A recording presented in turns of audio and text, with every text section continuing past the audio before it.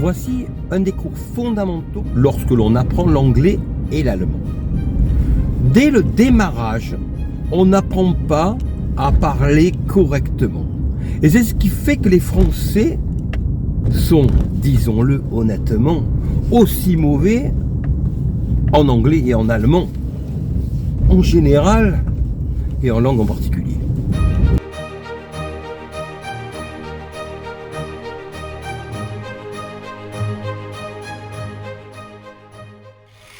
Prenons donc, et je me cantonnerai ici à l'anglais et à l'allemand, au démarrage de ces deux langues.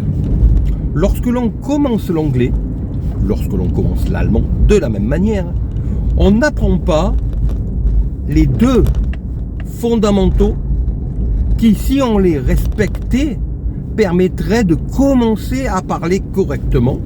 Et ces fondamentaux sont les suivants. Il y a d'un côté le système consonantique, dans les consonnes, qui ne se prononcent pas en anglais et en allemand comme elles se prononcent en français.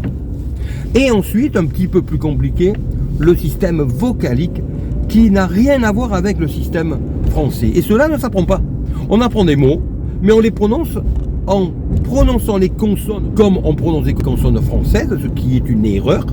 Et ensuite, on n'explique pas le système vocalique qui n'a rien à voir avec le système vocalique français. Et donc, l'élève ne comprend pas dès le démarrage le fonctionnement de la prononciation de l'anglais et de l'allemand. Venons-en au fait. En français, pour commencer, il y a 6 consonnes, qui sont le P, le T, le K, le B, le D et le G. Peu, te, que, be, de, ge. Ces 6 consonnes-là sont des consonnes sourdes. On dit peut-être, on dit comme lui. Eh bien, ces 6 consonnes, en allemand, elles sont plosives, et en anglais, elles sont plosives nasalisées. C'est pour ça que j'explique dans l'ordre français, allemand, anglais. Un exemple. Nous allons prendre le son que. Quand nous disons en français comme lui, nous prononçons un C qui est doux, comme lui. En allemand, par exemple, nous avons le même son pour le verbe venir, qui se dit kommen. On ne dit pas kommen, parce que là, nous aurions le son doux du français. Nous aurions une consonne sourde, alors qu'en allemand, la consonne est plosive. Le P, le T, le K, le B, le D, le G, qui sont des consonnes sourdes en français, sont plosives en allemand. Et donc on ne prononcera pas peu, te, que, be, de, ge, mais peu, te, que, be, de, ge. Cela fait toute la différence. Dès le départ, dès que vous commencez à dire un premier mot, vous le prononcerez bien. Si vous savez, si on vous a enseigné cette première règle, ce qui n'est jamais fait, et vous prononcerez à la française autrement. Reprenons donc l'exemple du son que. En français, nous disons comme lui, mais en allemand, le même son que l'on a avec le verbe venir se dira kommen. Et ce kommen n'a rien à voir avec comme. Prenons maintenant le même son anglais, qui sera non pas sourd, non pas plosif, mais plosif nasalisé.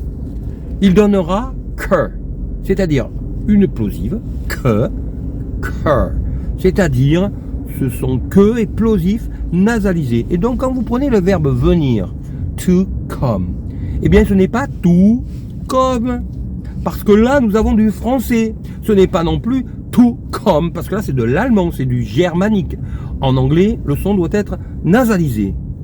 Et donc, ça n'a rien de compliqué. 6 consonnes, peu, te, que, be, de, ge, donne peu, te, que, be, de, ge en allemand, et peu, te, que, be, de, ge en anglais. Ensuite, il y a toutes les variations possibles selon l'accent allemand que l'on a, de la même manière qu'en anglais, où il y a encore plus de variations du fait des nombreux pays où l'on parle des anglais très différents. Mais la constante est là.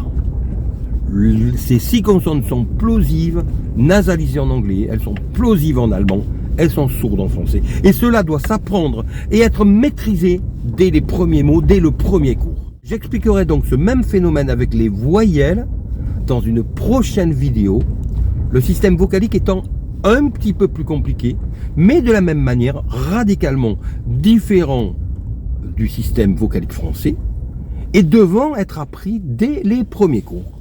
J'insiste sur cela afin que les élèves dès le départ apprennent à prononcer correctement l'anglais et l'allemand.